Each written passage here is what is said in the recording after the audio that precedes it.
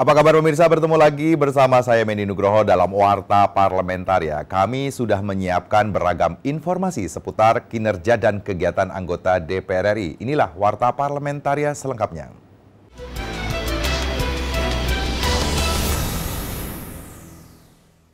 Komisi 9 DPR RI meminta pemerintah terbuka soal pengembangan vaksin COVID-19.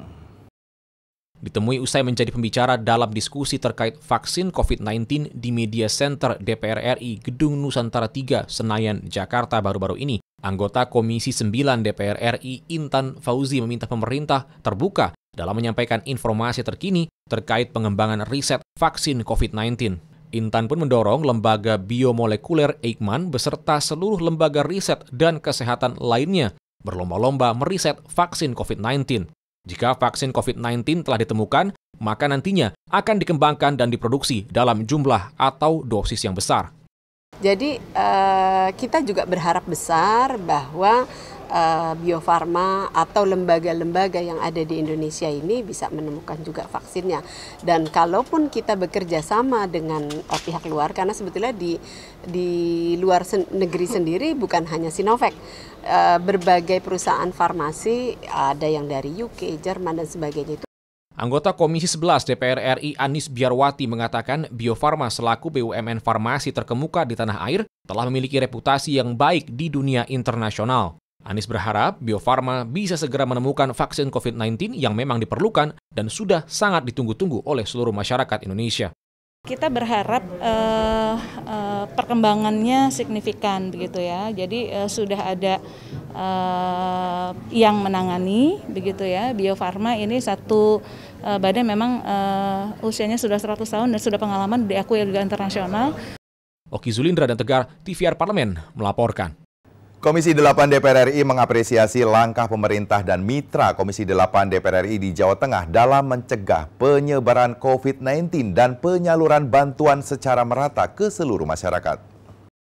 Ditemui setelah memimpin pertemuan dengan Gubernur Jawa Tengah beserta para mitra Komisi 8 DPR RI pada kunjungan kerja Komisi 8 DPR RI ke Jawa Tengah, anggota Komisi 8 DPR RI Bukhori menyampaikan, penanganan dan pendistribusian bantuan kepada masyarakat Jawa Tengah di masa pandemik virus COVID-19 sudah cukup baik. Salah satunya program Jogo Tonggo atau Jaga Tetangga yang menjadi gugus terdepan dalam menghimpun data masyarakat terkait pasien COVID-19 dan masyarakat yang membutuhkan bantuan di masa pandemik.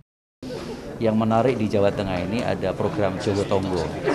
Jogo Tonggo ini menjadi satu gugus tugas yang paling terdepan karena di tingkat RW. Dan disitulah sesungguhnya berbagai macam info, misalnya pendataan tentang masalah orang miskin, pendataan orang-orang yang punya kapasitas atau kemudian kecenderungan. Gubernur Jawa Tengah Ganjar Pranowo menyampaikan dalam pertemuan tersebut dirinya melaporkan serapan dan distribusi bantuan dari pemerintah Jawa Tengah kepada masyarakat di masa pandemik COVID-19. Mendapatkan catatan dari diskusi kunjungan Komisi 8 ke Jawa Tengah. Tentu bidang tugasnya beliau sosial, kebencanaan, keagamaan, jadi pas. Jadi kita diskusi dan ditanya bagaimana serapan bantuan-bantuan kita, sudah bisa mengcover apa belum. Dari Semarang, Jawa Tengah, Ferdian Nurrahman, TVR Parlemen, melaporkan. Pimpinan DPR RI mendorong Kementerian Pendidikan dan Kebudayaan mengevaluasi program organisasi penggerak atau POP yang menuai polemik di masyarakat sehingga menyebabkan Muhammadiyah, NU, dan PGRI mundur dari POP. Ditemui di Gedung Nusantara 3 DPR RI Senayan, Jakarta, Wakil Ketua DPR RI Sufmi Dasko Ahmad mendorong Kementerian Pendidikan dan Kebudayaan segera mengambil langkah untuk melakukan evaluasi program POP. Sufmi meminta Kemendikbud untuk melaksanakan program secara lebih terbuka, mulai dari perencanaan hingga pelaksanaan agar tidak menimbulkan hal negatif atau polemik di masyarakat. Kemendikbud harus melakukan respon cepat dan mengevaluasi program tersebut. Karena kalau kemudian organisasi penggerak itu mundur, berarti ada persoalan yang cukup serius di situ. Nah, kami minta untuk program-program seperti itu sebaiknya dalam perencanaan serta pelaksanaan itu dilakukan secara terbuka. Sufmi Dasko Ahmad juga mengatakan meski pandemi COVID-19 sangat berdampak pada sektor pendidikan, Namun alokasi dana pendidikan masih cukup besar, sehingga Kemendikbud harus tetap dapat menghadirkan program terbaik untuk pendidikan Indonesia, seperti program penyediaan kuota internet untuk siswa di daerah. Melihat bahwa alokasi pendidikan itu dialokasikan cukup besar. Oleh karena itu saya minta Kemendikbud agar membuat program-program dengan alokasi anggaran yang besar itu dengan efektif. Contohnya seperti yang kita minta kemarin, sinergikan Kemendikbud dengan Kominfo misalnya untuk kuota terhadap. Zikri Yasyartodenus, TVR Parlemen, melaporkan. Jangan kemana-mana pemirsa, karena kami masih memiliki banyak informasi lain dalam Warta Parlamentaria. Di antaranya datang dari Komisi 6 DPR RI, dorong PT Kimia Farma kurangi bahan baku impor. Setelah jeda berikut.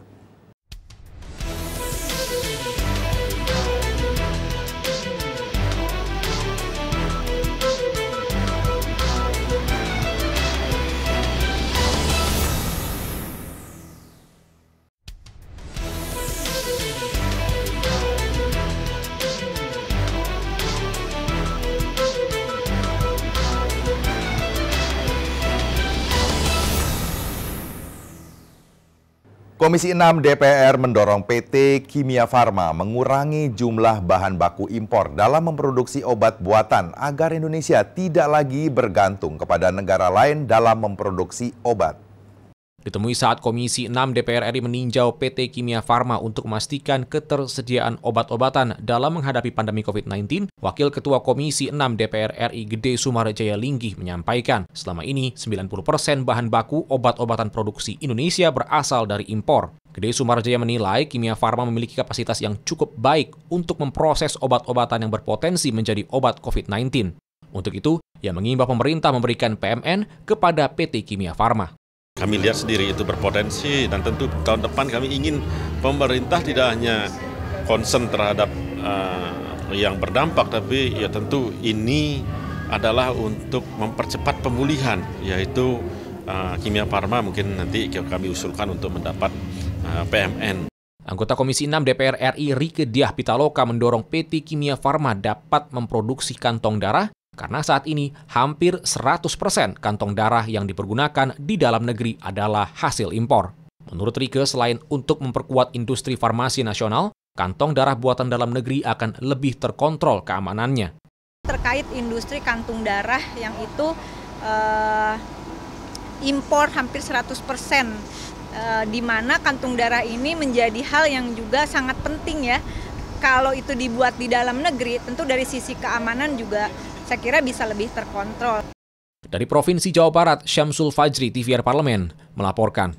Menanggapi kasus pelecehan seksual remaja di bawah umur oleh petugas rumah aman di P2TP2A Lampung beberapa waktu lalu, anggota Komisi 8 DPR RI mendesak kinerja dan keberadaan Pusat Pelayanan Terpadu Pemberdayaan Perempuan dan Perlindungan Anak atau P2TP2A dievaluasi. Ditemui di gedung DPR RI Senayan Jakarta, Lisda Hendra Joni menilai kejadian tersebut bukan sekedar perbuatan personil, melainkan juga mencoreng institusi. Dengan adanya evaluasi kinerja bisa menutup dan menghindari munculnya celah potensi kekerasan seksual yang semakin merugikan korban pelecehan seksual. Selain itu perlu ada upaya mencegah kejadian serupa terulang kembali. Salah satunya merubah P2TP2A menjadi unit pelaksana teknis daerah. Di mana tempat itu adalah rumah yang harusnya aman untuk para korban, tapi ini malah di sana kejadiannya. Nah ini sungguh keterlaluan ya. Kita tidak menyalahkan tempatnya, karena tempat itu sudah dirancangnya memang adalah untuk tempat yang aman. Tapi ini adalah oknum.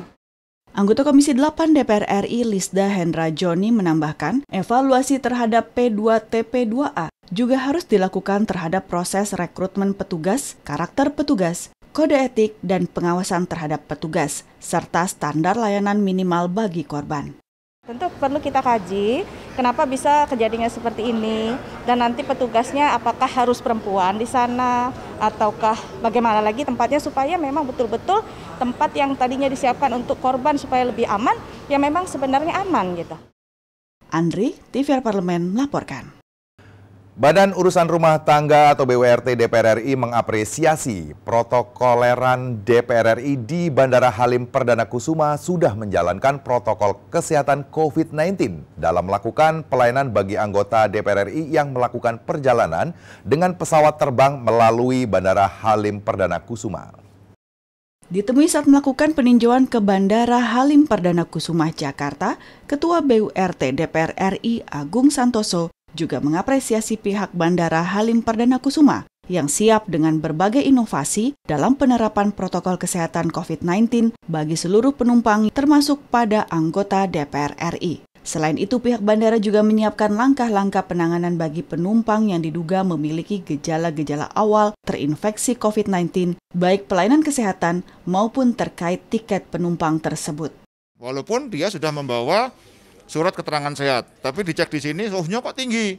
Nah, indikasinya kena COVID-19, ya parkir dulu, dibawa ke rumah sakit dulu, yang harus memberikan pernyataan, diperiksa dulu. Hal senada disampaikan anggota BURT DPR RI Endang Maria yang menekankan layanan keprotokolan DPR RI dan protokol kesehatan COVID-19 harus sejalan. Layanan keprotokolan DPR RI di bandara-bandara bisa ditingkatkan di masa pandemi COVID-19 untuk mendukung pelaksanaan tugas anggota DPR RI. Indikatornya mereka yang tidak memperlihatkan bahwa di anggota DPR mendapat perlakuan baik, tentu masyarakat yang lain pun akan mendapatkan perlakuan baik, akan mendapatkan fasilitas yang juga sama.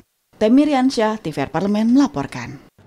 Komisi 10 DPR menyatakan pariwisata Indonesia adalah salah satu sektor yang paling terpuruk selama masa pandemi COVID-19. Untuk itu, Komisi 10 membentuk Panitia Kerja Pemulihan Pariwisata agar memberikan rekomendasi kepada pemerintah untuk segera membangkitkan sektor pariwisata.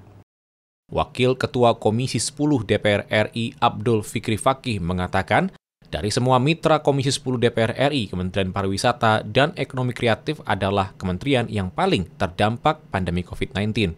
Abdul Fikri mengapresiasi pemerintah Kota Tegal yang telah mampu mengatasi pandemi COVID-19 dengan melakukan lockdown lokal dan sekarang memasuki masa new normal dengan menggiatkan kembali sektor ekonomi termasuk pariwisata. Maka yang paling terpuruk adalah Kementerian Pariwisata dan Ekonomi Kreatif, khususnya pariwisata. Karena tingkat huniannya bahkan sampai 5%, jadi 95% itu jatuh. Itu tidak terkecuali Kota Tegal sama. Sementara itu terkait pembelajaran jarak jauh, Abdul Fikri mengatakan pemerintah pusat dan daerah perlu mempertimbangkan penggunaan aplikasi jaringan lokal yang diusulkan pemerintah Kota Tegal ketimbang menggunakan aplikasi dari luar negeri yang selama ini banyak digunakan. Ada alternatif, Pak Wali Kota, Wakil Wali Kota menyampaikan bahkan sampai teknis, bisa local area network segala macam itu bisa dilakukan. Jadi tidak mesti pakai Zoom yang secara nasional, kemudian servernya ada di luar negeri dan seterusnya dan seterusnya. Ini saya kira ide bagus dan ini bisa jadi percontohan, dan Kota Tegal ini sejak PSBB ini jadi percontohan nasional bahkan. Dari Kota Tegal, Jawa Tengah, Syahroni, TVR Parlemen melaporkan. Pemirsa, kami masih memiliki banyak informasi lain dalam Warta Parlamentaria. Tetaplah bersama kami.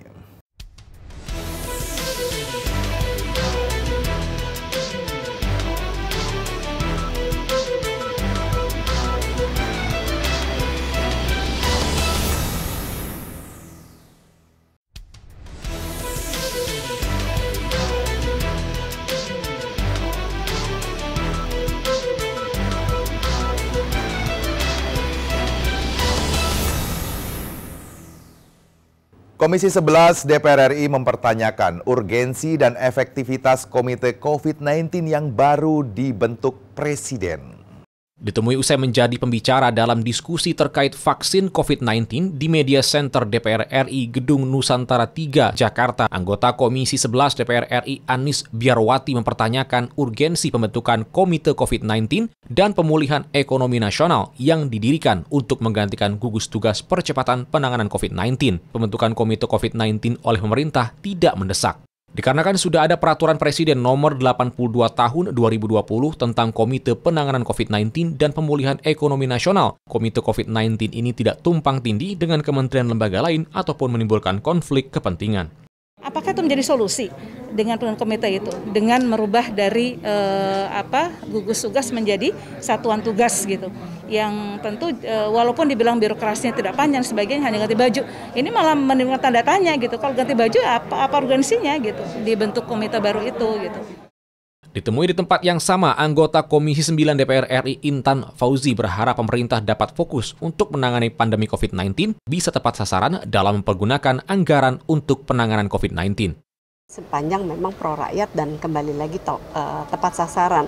Karena kalau kita melihat dari 695 triliun yang dianggarkan untuk kesehatannya itu tidak besar, 87,5 triliun. Dan itu ada yang memang dikelola oleh Kemenkes, ada yang BA-Bun di Bendahara Umum Negara, dan dulu pada saat sebelum terbentuknya komite itu ada di gugus tugas gitu. Oki Zulindra dan Tegar, TVR Parlemen, melaporkan. DPR RI menyadari bahwa pengelolaan limbah di Indonesia harus diperbaiki untuk meminimalisir kerusakan lingkungan di masa depan. Untuk itu, selain pengelolaan limbah rumah tangga dan usaha, pemerintah perlu memperbaiki sistem pengelolaan limbah medis yang bertambah pasca pandemi COVID-19. Ditemui usai menghadiri diskusi daring dengan topik manajemen pengelolaan limbah, anggota BKSAP DPR RI Diah Roro Esti mengkritisi manajemen pengelolaan limbah medis yang masih buruk di Indonesia. Hal ini diperparah dengan munculnya limbah medis B3 selama pandemi COVID-19. Diah Roro berpendapat Indonesia akan dinilai berhasil memerangi pandemi COVID-19 jika limbah medis sudah dapat dikelola atau dimusnahkan dengan benar. Bisa dibayangkan misalnya Yankes yang yang tentunya tidak mempunyai teknologi ya kan untuk mengelola sampah dengan baik. Yang ditakutkan dan dikhawatirkan adalah limbah-limbah B3 ini akhirnya ke tempat pembuangan akhir tanpa protokol kesehatan dari segi manajemennya ya. Untuk itu, Diah Roro meminta pemerintah pusat dan daerah segera mensosialisasikan bagaimana cara membuang limbah medis mulai dari lingkungan rumah tangga. Diah Roro juga mendorong pemerintah menerbitkan peraturan pengelolaan limbah medis dari rumah sakit agar tidak disalahgunakan. Kementerian Lingkungan Hidup dan Kehutanan, mereka mempunyai inisiatif gitu untuk mengadakan drop box disebarluaskan di seluruh Indonesia gitu, di tempat-tempat umum. Nah, maka dengan demikian masyarakat yang tentunya household waste ya, yang salah satunya tentunya medical waste ini yang digunakan setiap harinya, itu bisa kita buang sendiri, misalnya di tempat tersendiri gitu, yang nantinya kita bisa langsung buang di tempat khusus. Amita dan Tegar, TVR Parlemen, melaporkan. DPR RI mendorong agar pelaksanaan ibadah Idul Adha, khususnya dalam pemotongan hewan kurban, menerapkan protokol kesehatan demi mencegah penyebaran virus COVID-19. Anggota Komisi 4 DPR RI Hermanto mendorong agar masyarakat mematuhi peraturan pemerintah terkait tata cara penyelenggaraan ibadah Idul Adha, agar nantinya tidak ditemukan klaster baru karena banyaknya orang berkumpul dalam perayaan ibadah, khususnya wilayah dengan sebaran COVID-19 yang tinggi atau masih zona merah. Terkait dengan pelaksanaan kurban ini harus diatur sedemikian rupa sehingga yang hadir di dalam penyembelihan kurban itu adalah para pihak yang berkepentingan saja di situ. Masyarakat atau yang berkorban di sana, dia cukup tinggal di rumah. Nanti dagingnya itu bisa diantar oleh panitia tadi. Sementara itu menanggapi waktu perayaan Idul Adha yang bertepatan dengan libur akhir pekan, anggota Komisi 9 DPR RI Neti Prastiani meminta pemerintah semakin gencar mengkampanyekan protokol kesehatan dengan melibatkan masyarakat langsung. Dan yang terpenting juga bagaimana pemerintah mampu membangun kesadaran yang tinggi dengan cara mengedukasi masyarakat, mendengarkan dan melibatkan masyarakat. Keberhasilan kita menangani COVID juga tergantung bagaimana partisipasi masyarakat melakukan kepatuhan, kedisiplinan terhadap protokol kesehatan yang ketat yang harus kita lakukan. Mustaqim dan Teddy, TVR Parlemen, melaporkan. Demikianlah beragam informasi seputar aktivitas DPR RI yang sudah kami susun dalam Warta Parlamentaria. Saya Mendy Nugroho beserta kerabat kerja yang bertugas undur diri. Terima kasih atas perhatian Anda. Sampai jumpa.